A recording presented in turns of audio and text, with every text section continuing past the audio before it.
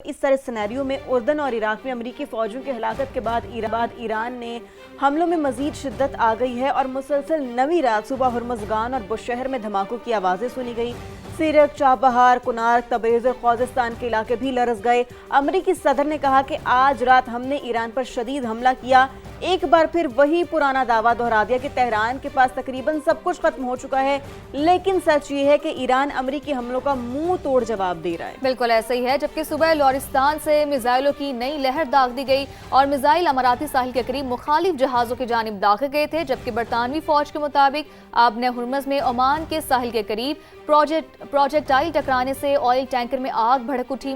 Tanker को lemma के करीब निशाना बनाया गया। जबकि पासदारान इनकलाब का शाम के इलाके अल तन्फ में भी दुश्मन के कमांड सेंटर पर हमला सामने आया है। इसके अलावा अमेरिका के जो इत्तेहादी हैं वो बहरीन के दारुल हुकूमत मनामा में अमेरिकी सफारत खाने ने सिक्योरिटी अलर्ट भी जारी कर दिया है। तो ये हमलों का सिलसिला है जो कि जारी है। इसके अलावा ताज़ा खबर दे रहे हैं आपको कि अमेरिका ने ईरान तनाज़े के सिफारती हल का इंदिया दे दिया है। ये इशारा अमेरिकी वज़ीर ख़ारजा मार्को रूबियो की जानिब से दिया गया है और लेबनान के जो सदर हैं उनसे मुलाकात में मार्को रूबियो ने कहा कि अमेरिका ईरान के साथ सिफारती हल के लिए तैयार है। तो ये एक बड़ी खबर है जो हम आपको दे रहे हैं और देखते हैं कि वज़ीर ख़ारजा मार्को रूबियो के इस बयान के बाद अमेरिकी फ़ौज की जानिब से ईरान पर हमलों का जो सिलसिला है वो रुकता है या फिर नहीं, क्योंकि ईरान ये वाज़ेह कर चुका है कि आपने हुर्मुज़ पर कंट्रोल सिर्फ उसी का होगा।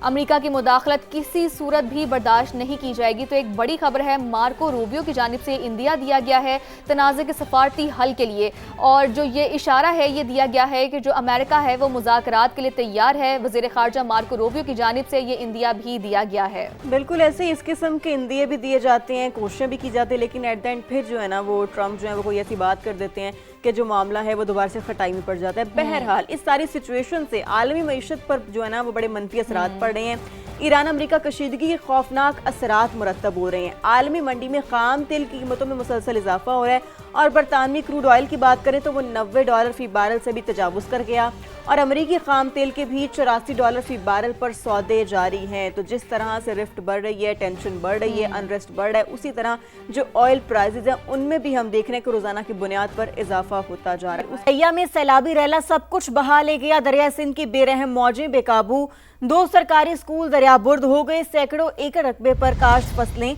और 300 से ज्यादा मकानात को नुकसान पहुंचा है। बात कर लेंगे इसी सिलसिले में। आसिफ खान हमारे साथ मौजूद है। आसिफ बताइए क्या तफसीलात हैं? जी बिल्कुल, ये करोड़ लाल ईसन से पहाड़पुर तक 80 किलोमीटर की पट्टी में दरिया सिंध बह रहा है, जो कि अब बिल्कुल जो दरिया सिंध की बेरहम लहरें हैं उसने बड़ी आबादी को अपनी लपेट में ले लिया है। और अगर बात की जाए तो यहाँ पर सैकड़ों एकड़ फसलें और उसके साथ साथ पुख्ता मकानात और बड़ी आबादियाँ जो है वो इस वक्त शदीद कटाव से मुतासर हो रही हैं।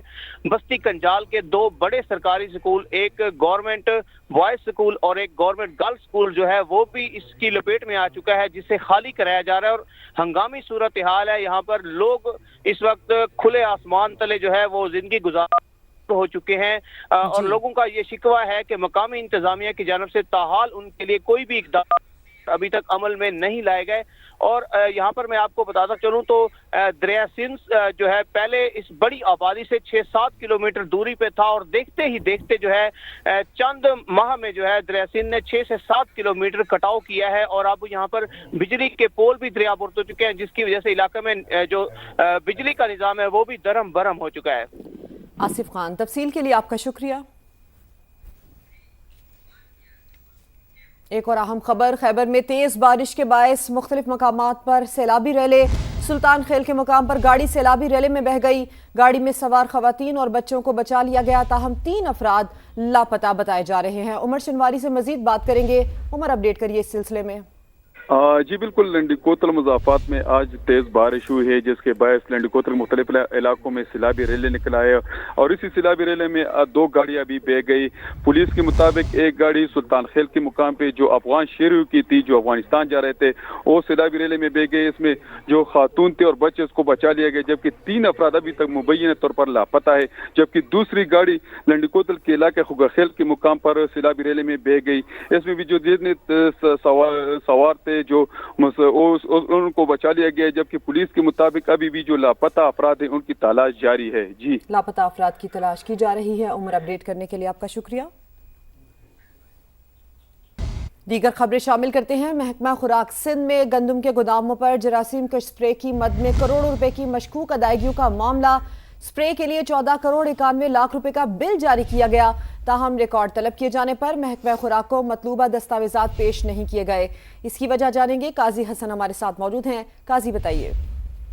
जी बिल्कुल, ये महकमा खुराक ने जब गंदम के जो गोदामों में स्प्रे के लिए 14 करोड़ 91 लाख का रिकॉर्ड मांगा तो पता चला कि डायरेक्टर डिप्टी डायरेक्टर वो रिकॉर्ड फराहम नहीं कर सके, और ये रिकॉर्ड जो है जो कराची शहीद बेनज़ीराबाद नौशर फिरोज सांगड़ के डिप्टी डायरेक्टर से मांगा गया था कि जो स्प्रे किया गया था उसके मतलब रकम के रिकॉर्ड फराहम किया जाए, लेकिन वो रिकॉर्ड फराहम नहीं किया गया और कराची में तकरीबन 14 करोड़ 91 लाख का बिल जारी किया गया और जिसकी अदायगी भी 8 करोड़ से ज़ायद की अदायगी भी कर दी गई। इसी तरह जो 4 मुख्तलिफ डिप्टी डायरेक्टर उन्होंने कोई भी रिकॉर्ड फराहम नहीं कर सके। जी, काजी हसन, तफसील के लिए आपका शुक्रिया।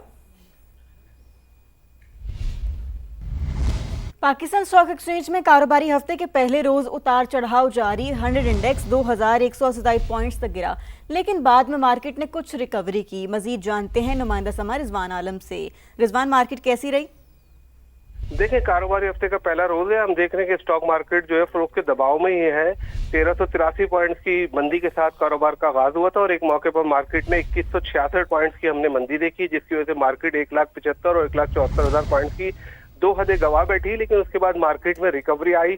मार्केट 474 पॉइंट तक माइनस रह गई थी। मंदी जो है 2100 से खत्म होते होते 474 पॉइंट तक महदूद हुई, लेकिन उसके बाद फिर उतार चढ़ाव अभी हम देख रहे हैं मार्केट में। इस वक्त मार्केट 100 इंडेक्स में 994 पॉइंट की मंदी मार्केट दिखा रही है। 1,74,809 पॉइंट पर 100 इंडेक्स ट्रेड कर रहा है। जी ठीक है, बहुत शुक्रिया रिजवान। लाहौर की सेशन कोर्ट में वजीर आजम शहबाज शरीफ के हत्के इज्जत के दावे की समाअत। अदालत ने बानी पीटीआई से जेल में मुलाकात की दरख्वास्त पर वकला से हतमी दलाइल तलब कर लिए।